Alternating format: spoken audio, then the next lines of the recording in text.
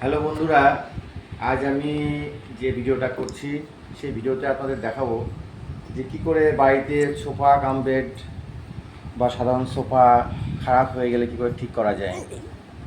তো গ্রীষ্মের ছুটিতে বাড়িতেই আছি, বেশ কয়েকদিন ধরে খেয়াল করছি বাড়ির সোফাটা ভেঙে গেছে, অর্থাৎ বসে গেছে, বসলেই নিচের দিকে নেমে যাচ্ছে।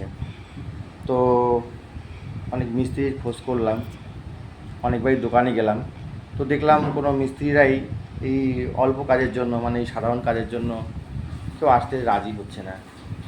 কেউ কেউ আবার আসতে চাইলো কিন্তু ঘুরিয়েই যাচ্ছে, এই আজ যাবো না কাল, কাল যাবো না পরশু। তো খুব সমস্যাই হচ্ছে, ব্যবহার করা যাচ্ছে না। তো আমি আমার ছেলে এবং মেয়ে মিলে সোফাটাকে উল্টে দিলাম। উল্টে দিয়ে ভাবলাম নিজেই দেখা যাক সোফাটা ঠিক করা যায় না। তো নিচ দিকটা একটু ভয়ে ভয়ে খুললাম প্রথম যে পারবো কি না। তো খুলে দেখলাম এই পিছন দিকে একটা কাপড় লাগানো আছে। তো কাপড়ের পরেই একটা পলিথিন লাগানো আছে, এই দেখতে পাচ্ছেন। তো পলিথিনটার ভিতরে তার বাইরে কাপড়টা লাগানো। তো খোলার পরে দেখলাম যে সোফার নিচ দিকটা বেশ কতগুলো ফিতে ছিঁড়ে গেছে। এই দেখতে পাচ্ছেন ফিতেগুলো ছিঁড়ে গেছে, এখানে এই যে ছিঁড়ে গেছে। হ্যাঁ, আরও অনেক জায়গায় ছিঁড়ে গেছে ফিতেগুলো, এই যে একটা ফিতে ছিঁড়ে গেছে, আমি সেলাই করলাম একটু। তো আরও অনেক জায়গায় ছিঁড়ে গেছে, এই যে দেখতে পাচ্ছেন ছিঁড়ে গেছে ফিতাগুলো। তো এই ফিতেগুলো সেলাই করার চেষ্টা করলাম, সুতা নিলাম, নিয়ে সেলাই করার চেষ্টা করলাম। যে সুতা আছে এখানে, বাড়িতে এইসব সুতোগুলো সাধারণত অনেকের ঘরের থেকেই যায়।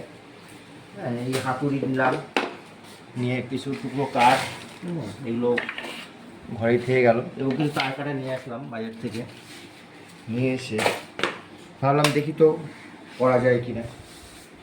তো এইভাবে আমি নিচের ভেঙে যাওয়া কাঠটাকে প্রথমে রিপেয়ারিং করার চেষ্টা করলাম। এই দেখুন এখানে ভেঙে আছে কাঠটা, এই যে ভেঙে আছে। এই কাঠটা আমি এখন তার কাটা দিয়ে এটাকে ঠিক করে দিচ্ছি। আরও কয়েকটা তার কাটা লাগবে। ঠিক করে এই ফিতাগুলো আমি সেলাই করে দেবো। এই দেখুন সুতো নিয়েছি, নিয়ে সেলাই করেছি। এই সেলাই করার পর আমি আবার এই জায়গাগুলো খুলে নিয়েছি, এসব যা কাঠে লাগানো ছিল এইভাবে খুলে নিয়েছি। এভাবে আমি লাগিয়ে দিব, দিয়ে আবার যেমন করে এই পলিথিনটা প্রথমে দেওয়া ছিল, এই পলিথিনটা কিছু পিন কাটা দিয়ে আমি আবার আগের মতো করেই লাগিয়ে দেব। এই যে এখানে কাটা আছে,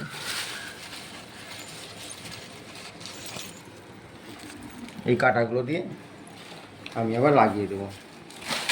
এইসব জায়গাতে এখানে লাগিয়ে দেবো, আবার সোজা করে এইসব জায়গাতে যেমন যেমন ছিল লাগিয়ে দেবো।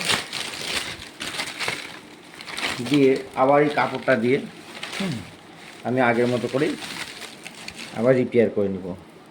এইসব জায়গায় পিন কাটাগুলো দিয়ে আমি লাগিয়ে নিব। লাগিয়ে নিলে পরেই কিন্তু সোফাটা পুনরায় আগের মতোই হয়ে যাবে বলে মনে করছি, এবং ব্যবহারের উপযোগী হবে। এতে আমার খরচাও বিশেষ কিছু হলো না, এবং সময়টাও বাঁচলো, সময়টাও কাটছে না, সেটাও তার সময়টাও কেটে গেল, কাজে লেগে গেল, তো ব্যবহারের উপযোগী হবে। তো এরকম যদি ছোটোখাটো কাজ বাড়িতে থেকে যায়, তাহলে মিস্ত্রির পিছনে না ঘুরে আপনারাও চেষ্টা করলে এই কাজগুলো কিন্তু অনায়াসেই করে নিতে পারবেন, তেমন কোনো সমস্যা হয় না। তো ধন্যবাদ বন্ধুরা, কেমন লাগলো আজকের ভিডিওটা আপনারা জানাবেন। নমস্কার।